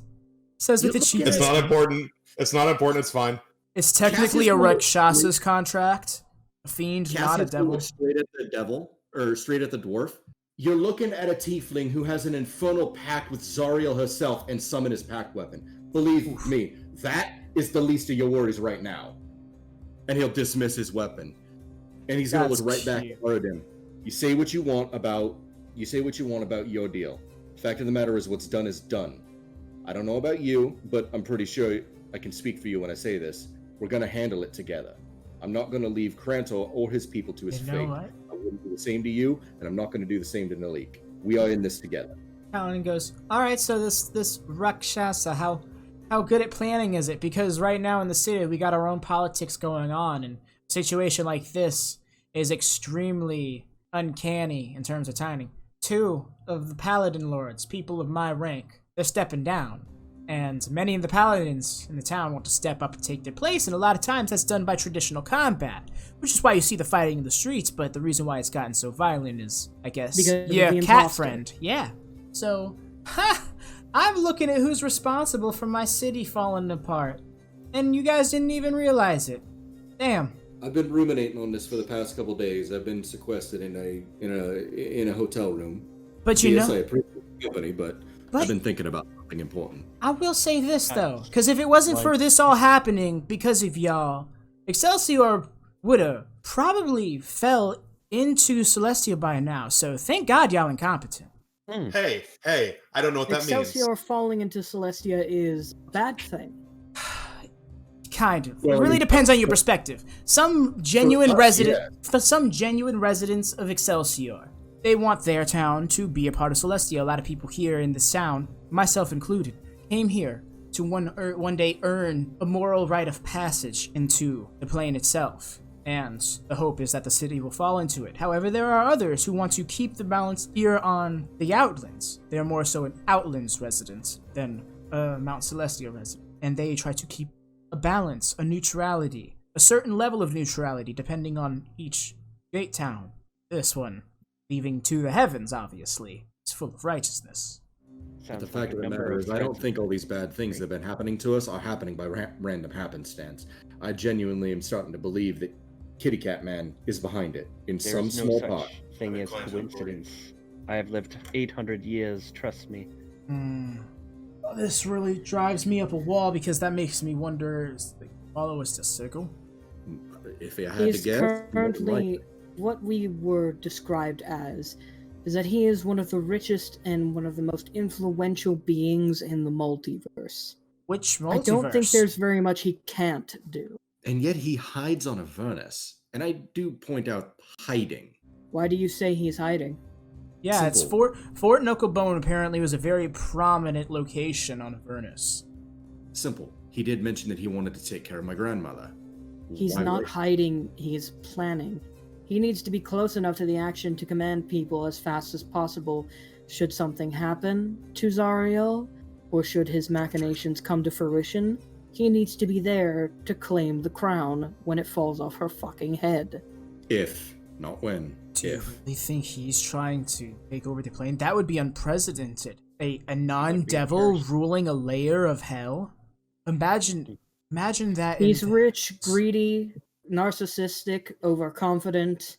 I know his type. I've always known his type, and I've killed hundreds of them. He, as far as I am aware, is the culmination of every rich bastard's wet dream. He's the jackass who made it by being a jackass. Great. If he wants to threaten me, I will, because I am going to kill him. Apparently the occupation asshole pays really well. Cassius will walk over to Arudim and extend his open hand, and he'll look Arudim straight in the eye, and I say, "That man's fucked with my family. He's fucked with my people, and he's guilty of one of the worst crimes I can think of. If you're gonna kill him, you're gonna want my help. Don't you even dare doubt that I don't want a piece of that action." Grin's gonna be like, alright, you guys had my interest for a little while, but your stuff is really starting to get off course for me. So I'm gonna tell you what, I'm gonna keep track of my town, and maybe I'll contact y'all somehow if there's any issues with your cat friend. Okay? Sound good? Sound good? That sounds like a deal I could Arudim take. is going to take out a small notepad. He's going to write down everything he can that he knows about Kosel and his forces. While you're doing that, just go. I want to ask y'all. You said in the multiverse. Which multiverse are y'all from? God damn it, there's more than one. Yes, we'll explain that one. Your Yeah. multiverse is known as realm space. Thought so. Oh, here I was thinking it might have been mine. I'm from Gray Space, so I'm from the plane of Oith. It's quite the world. We're quite literally the center of our multiverse. It's funny. We're in a video. But I would definitely like to talk more, but as you said, you want us out of your city to cause more troubles, and we might have some issues to deal with while on Sigil. I might know a few people who might know a little bit about that cat and want him dead just as much. Okay, so then yeah, I'll keep it in mind, and I'll let y'all know should anything come across. But let's get y'all to Age. At this point, you now see that scroll that Naleek handed her is completely unrolled. It's like 20 feet long. It's completely unrolled. Would you now notice she's shaped it out into a Mobius strip? She's kind of like connected it at the ends, and it's slightly bent. Arudim just kind of bleeds in to Deis. I'm sorry, the cage? Ah, yes, that's the nickname for Sigil. Because it's so hard to get in and out of, but at the same time it can be so easy, which is why it gets this nickname, City of Doors. And you're about to make one. While we're there, we have to make it 2 stops. We absolutely must. That ain't my business. Y'all talk about that when you get there. All right. I'll send you some. Okay, so here's right. So she's got the spell scrolled out. And she's like, so first things first, we're going to need to mix celestial and fiendish genes. And she pulls out a little vial which has bubbling red blood, a very vibrant red. She dips the angel wing tip into it, and it starts to sizzle a little bit. And she pulls out, and she streaks across the Mobius strip and streaks again, and continuously does so until she makes it all the way around. As she's kind of standing in the center of it, and she'll step out of it now that the vial has been completely emptied and painting the perimeter of it.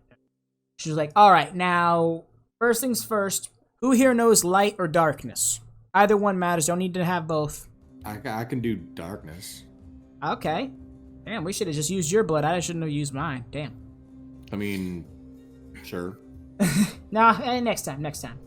And now, all right, so what I'm going to need you to do is I'm going to need you to write down a good deed and a bad deed. Here, Heinrich, get him the paper. Heinrich, the tall, lanky knight walks up and just hands you a little paper and a number 2 pencil. Only the finest of sharpened. You'd swear it came out of Dexter's laboratory. I think they had an episode about that. I could be mixing it up with a different cartoon from... Who knows? He kind of just looks at the pencil. The hell is this? Anyone got any charcoal? I might have some in my pack. It's like a quill, but it's just right. Oh my god. I'm from the streets. We didn't have stuff like this. Apparently the streets of Realm Space suck. They kind of do. You're not wrong. I can't talk. It was a tough life. Oh, it's got a bunch of random nonsense planets. We can't talk. Anyway, my sister made sure that I learned how to write. My brother would slap me upside the head if I failed on. So, here we go. A good deed. Oh yeah, we saved a child from Kitty Cat Man. She was absolutely adorable. You would have loved her. Oh, and a bad deed. Nice. That poor halfling. She's like, all right. I hope you can digest paper well. You're going to need to eat it. I mean, I've ate worse. Nope. You gotta Arudim eat the very paper. much tries to hold in his chuckle. Fun part. Now stand on the other side of this, and on 3, you cast darkness. Well, eat thing. Come on. I need you to roll me a Constitution saving. A con save. I am somewhat decent at those. Here, I was getting ready to pull up my spell sheet to cast the darkness spell. Or at least mark down the slot. All right, con save. Here we go. That is a 16. You pass. You got a good gulp, and it's a little rough. It kind of trims down, but it's kind of like eating a bag of chips too quickly or something. Bag of crisps. Caught in the throat, but I think I'll be all right. All right, cast it. And she casts the light. The light glistens. And Cass will, with a quick flip of his wrist, the packed weapon comes out, and he'll cast darkness. The light in the darkness will clash, kind of like in a puff of smoke. You will just kind of see a dim, glowing. What's the word I'm looking for? It's kind of like a deformative cone of foggy light just floating there. It's just like, there it is. You're kind of just stepping back. You guys got 1 minute. Let's go. Arudim just goes. He is in a sour mood. Nothing else. Oi. Cass will follow.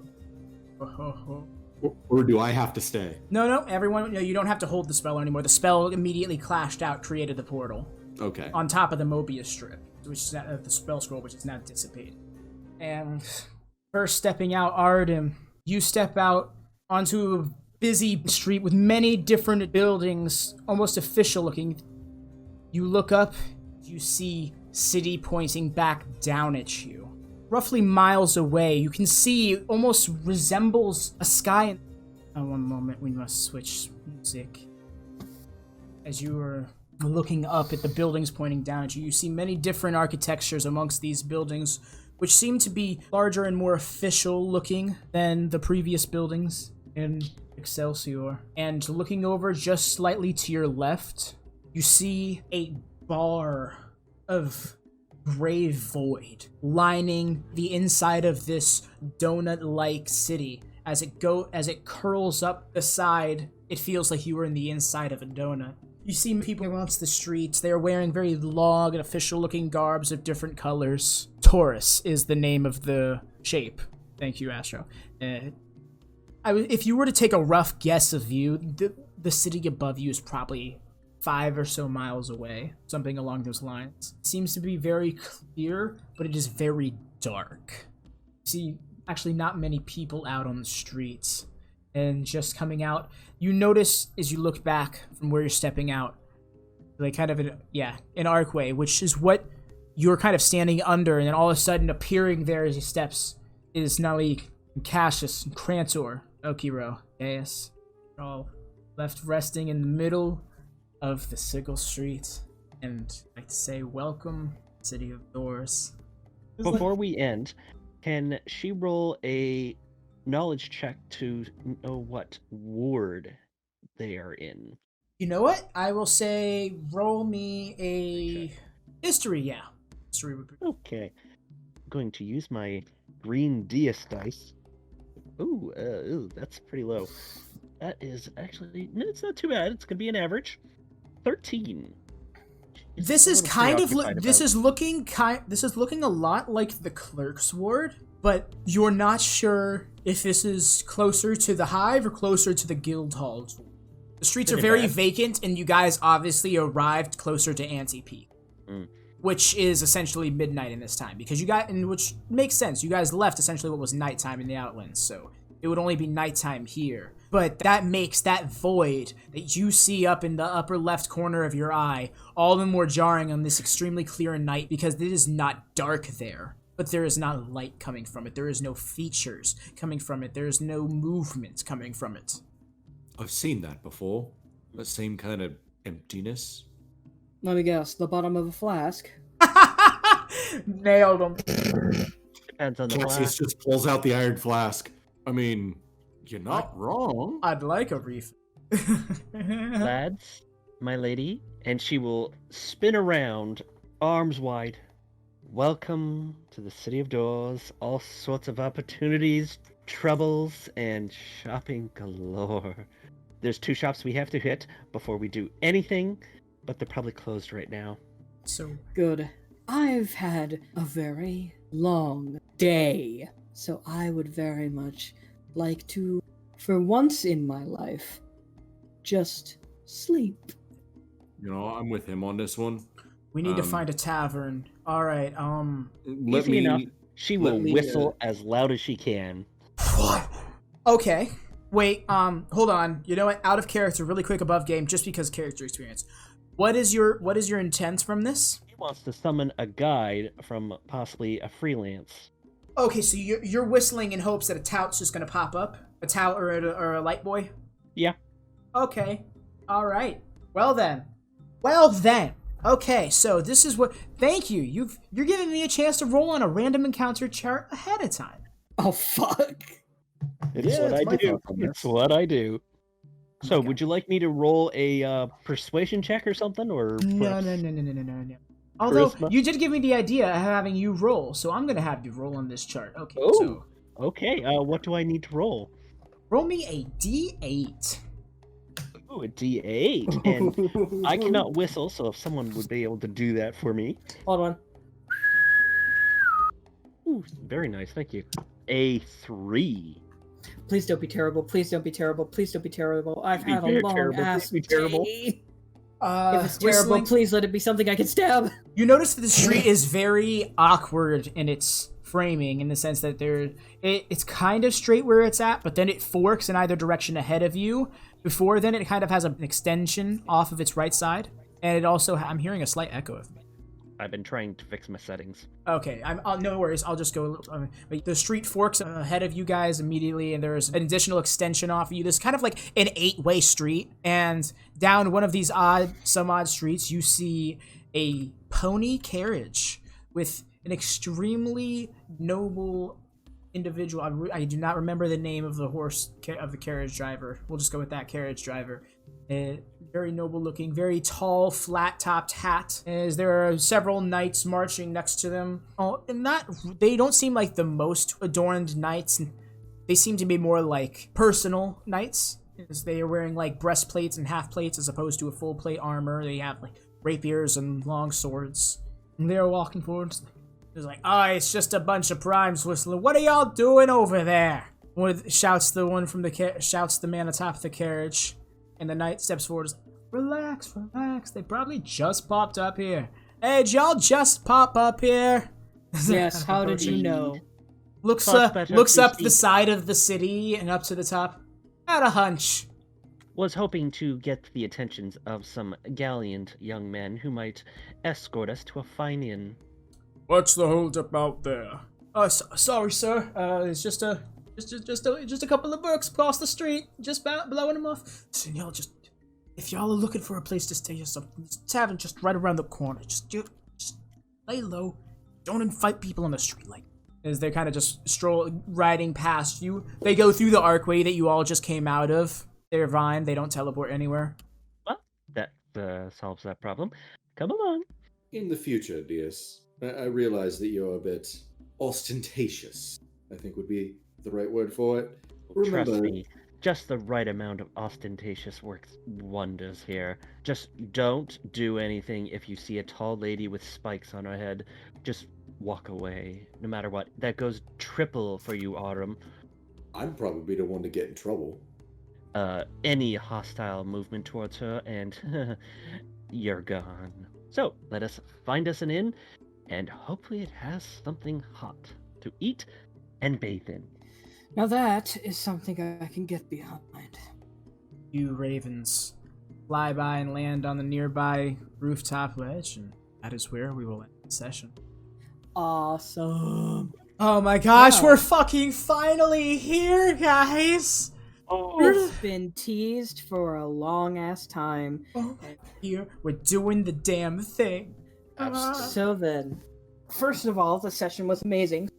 Mm-hmm. Third of all, I loved every character interaction we had this session. Oh my fucking god. I'm so glad I was able to just brain fart Arudim. Oh, that was a fun moment. Yeah, there was a lot Just of fun caused a short moments in this circuit. one. Oh man, the character interactions, the revelations. What I'm happy about is how many revelations came to be naturally. Like I didn't feel like I was pushing anything along. Cassius just jumped on like, guys, this is a little Thinking about this for a long time, like it seems odd that we're from a character standpoint that all these things keep happening. Right, bookended by a encounter with a minion of Kosal. And I'm just like, hang on. Every single time, Yeah. there's some degree of presence, and then something happens. This was great, guys. I'm so happy to have been invited to this little shenanigans. And we're happy to have you. You've really made a real fun influence on this. Oh my god, yes, that's the thing. It's like this whole you pretty much helped create an entire different arc out of this entire campaign. I just want to say, this actually sets us up for a nice scene that I was hoping to do with Kobold, too. Oh no. City of Doors. Here we are, the Doors Walkers arc. I'm going to make sure we live up to expectations with this one. Thank you. What all. expectations? Mine. Living- And every other D&D extraordinaire who knows of Sigil from previous editions, because 5th edition has like one paragraph on it in official content, and that's it. It really Isn't is that funny. It really is just 3 like, oh, by the way, there's like this really cool place, but we're only going to give you like 100 words about it. Yeah, Not even go. 100 words. Bro, I had to go into the Forbidden 4th edition to find out some things. Which, by the way, I found out some stuff about Celestia. This one, you're gonna laugh your ass off. You want to know one of the three primary traits Celestia is known for? One of the 3 prime traits that Celestia is known for is forgiveness. I wouldn't take 4th point stuff too seriously. I wouldn't either, because gods are competing over the mountains in Celestia. Yeah. First of all, 4th edition makes it to where it's 7 mountains instead of 1. I don't like that. Second of all, 3 gods are competing over 4 of the mountains in some random game. That makes gods feel extremely trivial. I'm sorry, but yeah. like, Oh no, that's why they reverted everything. thank All right, y'all good for night. coming out. Appreciate Bye-bye. you stopping by. And that stream, damn it. Y'all have a good evening.